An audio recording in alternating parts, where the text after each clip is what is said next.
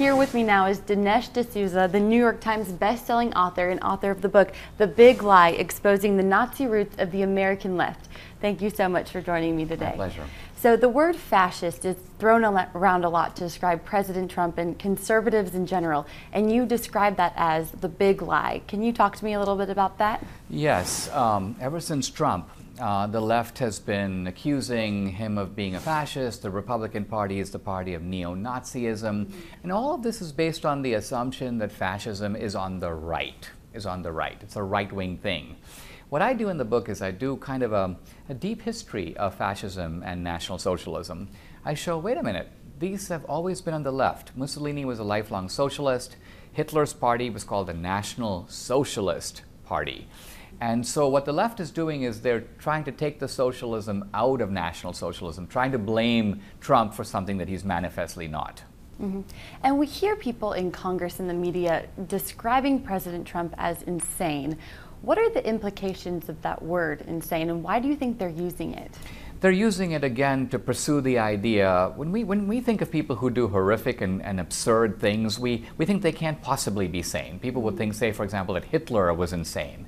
Now, Hitler, of course, clinically was not insane. Hitler was evil. It's a completely different thing. But I think the insane accusation against Trump is to imply that he's so out of control, so extreme, so beyond the pale, that there can be no rational basis for his actions. Mm-hmm. So you say in the book that it's not actually President Trump and conservatives using Nazi and fascist tactics, it's liberals and Democrats. Can you talk to me about that? Well, first of all, if you go to the college campus, you see this group called Antifa. Now, the name actually stands for anti-fascist, and yet if you look at them, they're wearing costumes, they wear masks, they carry bike locks and baseball bats as weapons, they intimidate, they terrorize, they use violence, yet they're doing it supposedly to fight fascism, except they look like the fascists, they talk like the fascists, and they behave like the fascists. Mm-hmm. Yeah, and in the book you talk about how Hitler and Mussolini admired the Democratic Party. Is that so? Yes, Mussolini and FDR had a mutual admiration society going. They both admired each other. FDR had nice things to say about Mussolini and sent members of his brain trust to Italy to bring fascist schemes to the United States.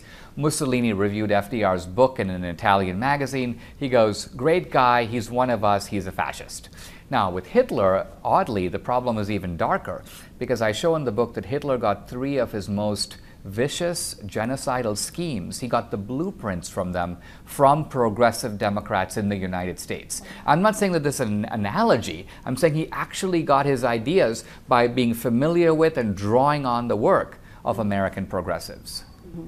And another thing I find particularly interesting that a lot of American people don't know is Margaret Sanger, the founder of Planned Parenthood, actually kind of drew from the Nazi mentality with the whole how she started Planned Parenthood. And can you talk about that? And yeah, Margaret Sanger was part of a community in the United States, and they were the community of eugenics. Eugenics means you sort of encourage the people you think are fit or successful to have children, and you try to prevent the people who you consider to be inferior from breeding at all.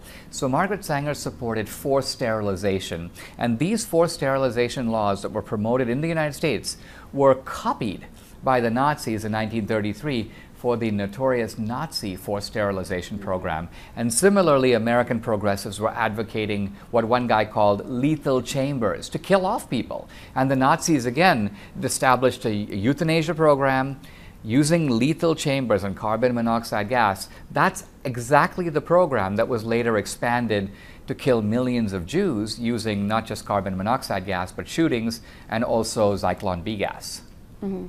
So you claim the things that Democrats and progressives push, pro-choice, abortion, anti-religious liberty, anti-free speech, are the same things that the Nazis kind of pushed and believed about. Can you tell us about that? Yeah, the Nazis wanted to kill off the unwanted. The Nazis also believed in the centralized state. So did the fascists in Italy. Mussolini said everything is in the state and nothing outside the state. What Mussolini means is that the state is like a single organism, and each individual is a tiny cell. So our only value is what we contribute to the larger collective. Now, does this sound like the platform of the Republican Party? No. The Republican Party is based on individual rights, whereas the Democratic Party believes in this sort of sense of collective belonging. That's a fascist concept. Yeah. So what inspired you to write this book at this particular time in American history? Well, my work is, I would say, it's a sort of intellectual equivalent of investigative reporting. So just as there's fake news, I find there's fake news and there's fake scholarship. Fake scholarship is the way in which progressive scholars distort the narrative of history to serve their political agenda. And part of my work is unmasking and exposing them. So after World War II, when Nazism became stained with the odor of Holocaust, a lot of progressives who were coming to power in the academy and media, they go, we don't want the history of the ties between the left here and the Nazi left to become well known. We need to cover them up, and we need to move fascism from the left wing, where it's always been, to the right wing, where we can blame it on those Republicans. Yeah. It's a big lie, and that's the title of the book.